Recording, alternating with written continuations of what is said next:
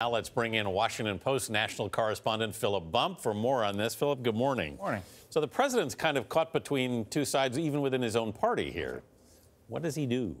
It's a great question. We'll find out on Tuesday. But, I mean, I think the challenge that Trump faces at this point is that he ran his campaign on an immigration platform that lacked any nuance. It was, we are going to take a hard line on immigration, on immigrants that are here illegally.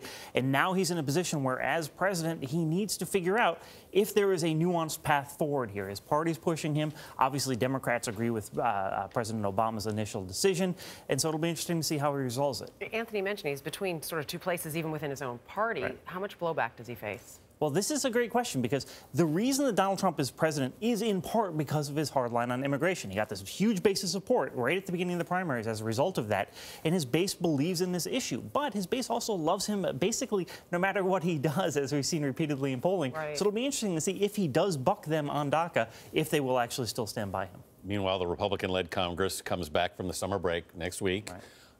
They haven't been able to agree on much, but at the top of the agenda now is going to be this relief for Harvey. Right. Is that going to get through? It seems like it. I mean, this is obviously, people are always supportive of taking steps to help after a natural disaster. Even the folks who were sort of reticent in the wake of Hurricane Sandy, which happened to be a lot of folks from Texas, in fact, yes. have already said that as Chris Christie has been pointing out repeatedly. Yes, correct, that's correct.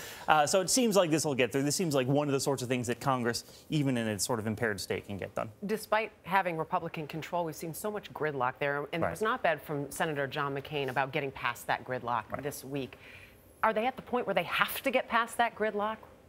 Well, yeah. I mean, if they want to get anything done, I mean, the thing to keep in mind, though, is that the gridlock that we're seeing in Washington is not entirely the sort of thing we've seen in the past, where it's Republicans and Democrats at loggerheads.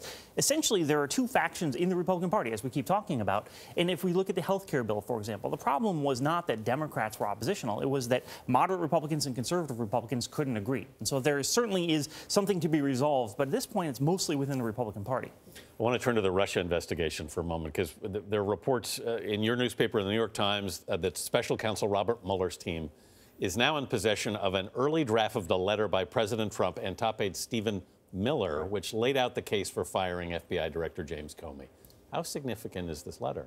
Well, until we see it, it's hard to say, but it's potentially very significant. I mean, one of the questions at hand that Robert Mueller is apparently investigating is whether or not Donald Trump obstructed justice by firing Jim Comey, the FBI director. And one thing that will tell us whether or not he obstructed justice is what he was thinking. Was he thinking about the Russia investigation? Was he trying to impede that?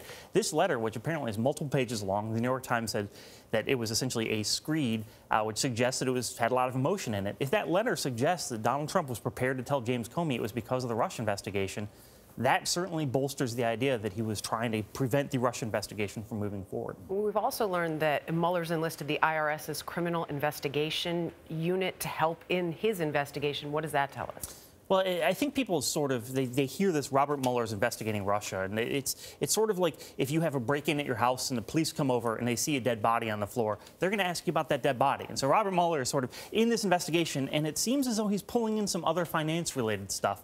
The Daily Beast reports the IRS is getting looped into this, which suggests maybe there's some tax-related issues. So there's a lot of things. We don't really know what the scope of this is yet, but it's pretty clear it's not solely related on Russia. All right, Philip Bump, national correspondent for the Washington Post. Thanks for being with us. Of course.